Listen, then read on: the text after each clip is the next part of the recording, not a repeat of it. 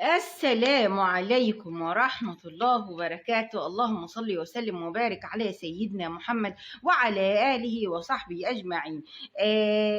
طبعا أنا عايزة أقول لكم على حاجة. الناس اللي بتقول لي في الفيديوهات الأسعار ودي أزمة عالمية ودي معرفش إيه، والفيديو اللي أنا عملته امبارح بتاع الأسعار وبقول إن المصروف مش مكفي، والناس تقول لي طيب هي الحكومة هتتصرف إزاي؟ والله يا جماعة مش عاجبك الفيديو تقدر ما تتفرجش عليه. كل اللي انا بقوله اذا كان انتوا يا حكومة مش قادرين توجدوا للناس حلول، الناس هتعمل حلول منين؟ تعمل ايه؟ الحاجات اللي نقدر عليها، استغنوا عن فاتورة الكهرباء شهر، استغنوا عن فاتورة الغاز شهر. اظن الحاجات دي موجودة عندنا يعني ومتوفرة بسم الله ما شاء الله. لكن أزمة الأسعار الناس ربنا يكون في عونها. انت بتنزل تسأل على الحاجة، الراجل يقول لك سعر، تيجي تحاسب تلاقيه بيقول لك سعر تاني، يقول لك معلش اصل هي زادت عندي على السيستم. سيستم ايه يا ابو سيستم انت؟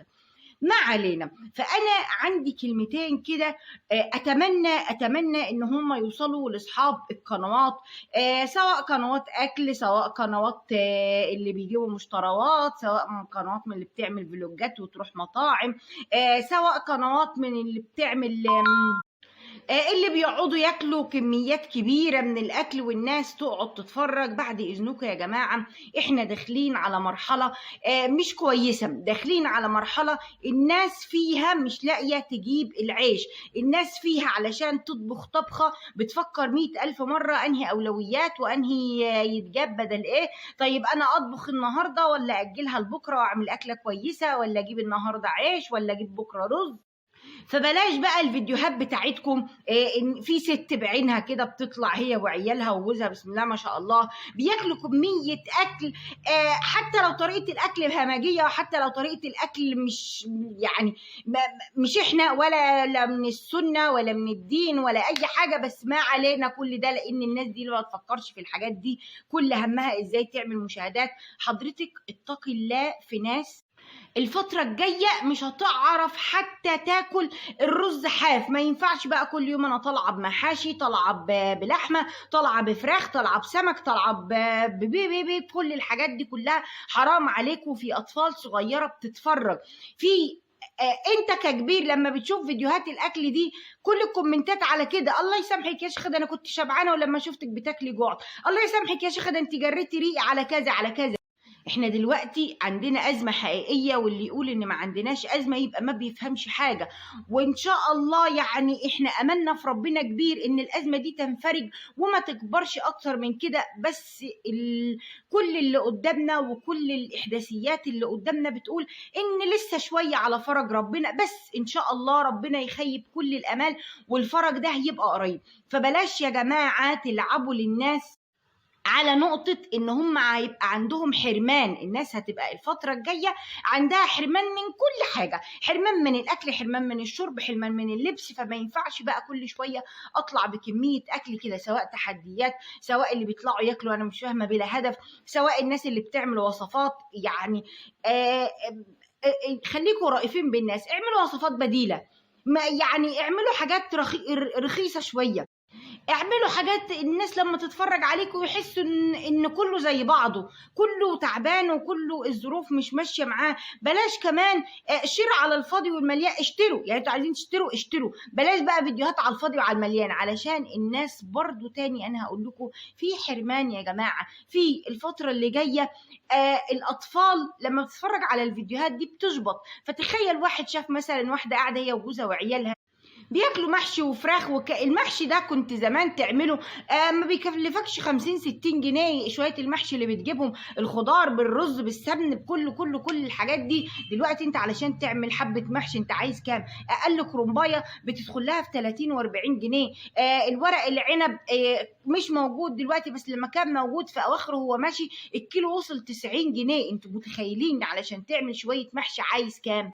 فالموضوع مش سهل على مثلا واحد يروح يطلب من باباه ولا يطلب من مامته اكل ولا الكلام ده كله عشان خاطر شايف سيادتكم قاعدين بتاكلوا المشتروات اللي على الفاضي والمليانه. اصل انا رحت اشتريت 10 كيلو رز، اصل انا رحت اشتريت 10 كيلو سمنه، اصل انا رحت اشتريت 70 فطيره، اصل انا رحت اشتريت 3 كيلو فسيخ، اصل فسيخ في ايه يا جماعه؟ ايه انتوا محاريب؟ احنا عارفين والله. عشان ما يطلعش يتمنظر بالاكل كده غير اللي هو محروم منه. لكن الانسان الطبيعي اللي الاكل بالنسبه له عادي، الاكل والشرب ايا ما كان بقى سعره، ايا ما كان تكلفته، ما بيطلعش يتمنظر بالشكل ده على الناس. فاتقوا الله في الناس، علشان ما تاخدوش ذنب طفل شاف وهيطلب من امه وابوه، ما تاخدوش ذنب ام ما فيش بايديها حيله ان هي تطلع تجيب لعيالها نفس اللي بتاكلوه، اب ما فيش عنده من فائض مرتب انه يكفي على الاكلات اللي كل شويه بتعملوها، خروجات، فسح، مشتريات، اخرجوا وتفسحوا وتهنوا يا رب قد كده مليون الف مره. مش لازم تصوروا وتنزلوا للناس، تروحوا مطاعم مش لازم تصوروا الاكل وتنزلوه للناس. الناس اللي هتقول لك اصل الناس عندها نت وازاي عندهم نت، انتوا احنا هنستهبل. هو الكلام ده بتاع الناس العبيطه اللي يقول لك ازاي يعني عنده نت يعني ومش قادر يجيب اكل. لا يا اخت تعالى احسبها لك انت وهو. باقة النت بكام؟ في دلوقتي باقات ب 140 جنيه، باقة نت ب 40 جنيه. بتلاقي مثلا لو الناس على قدها شويه هي وصاحبتها بيشتركوا في باقة النت، دي تدفع 70 دي تدفع 70. في شركات دلوقتي بقت ماليه الدنيا من غير لما يكون عندك تليفون ولا اي حاجه، بيديك وصله النت ب 50 جنيه. جبنا وصله النت يا سيدي ب 200 جنيه في الشهر، ومعاها موبايل. و 200 جنيه دول يعملوا اكله؟ بالله عليكم عملوا اكله في شهر، هيعملوا اكله تاني؟ وبلاش نتكلم على النت كده على انه من الرفاهيات، يعني في حاجات كده ما بقتش من الرفاهيات خلاص، النت منهم. احنا لما كانت في كورونا الله لا يعيدها دي ايام، احنا اعتمدنا على ايه؟ على ربنا، على ثم الحاجات اللي كانت بتيجي بقى من المدرسه، المدرسين اللي بيبعتوه، تدخل تشوف جدول، تدخل تشوف درس على النت، ما اعرفش يبعتوا ابحاث، طب ابعت بحث على النت. يعني النت ده بقى زي النور، زي الميه، زي كل حاجه حواليك اساسيه. هل انت حضرتك تقدر تعيش من غير ميه؟ هل حضرتك تقدر تعيش من غير كهرباء؟ هل حضرتك تقدر تعيش من غير لبس؟ هو النت بالظبط اساسيات زيه زي الحاجات دي، علشان احنا في وقت اعتمادنا خلاص على التكنولوجيا بقى كبير جدا، والنت من اساسيات الكلام ده كله. ما تقوليش اصل هي ازاي عندها نت وبتاع مش قادره تعمل اكله. انت حضرتك الاكله اللي انت بتاكليها دي تدخلي لها في 1000 وفي 2000 جنيه. فانتوا بتتكلموا في ايه؟ سواء اكلات في البيت انتوا عاملينها طبخينها، او سواء اكلات جايبينها من بره وتطلعوا برضو تعملوا للناس في فيديوهات، او سواء رحتوا مطاعم، سواء رجاله او ستات. الرجاله اللي بقت اكتر من الستات اللي بتروح تعمل ريفيوهات في المطاعم. هي ناس معاها فلوس تعمل اكل في البيت. لما انت تقول لي اصل انا اعمل لك ريفيو في مطعم، الناس معاش تروح المطاعم. انتوا بتعملوا الفئه تانية بقى، خلاص ما تنزلوش على الفيسبوك ولا على اليوتيوب ولا على كل الكلام ده، لان الناس اللي انتوا بقى بتكلموهم دول مكانهم هناك على تويتر، قاعدين هناك يشمسوا مع نجيب ساويرس وعمرو اديب في الخناقه اللي هم عاملينها. لكن اتقوا الناس شويه، اتقوا الله في الناس شويه، وارقفوا بحاله الاطفال وحاله الابهات.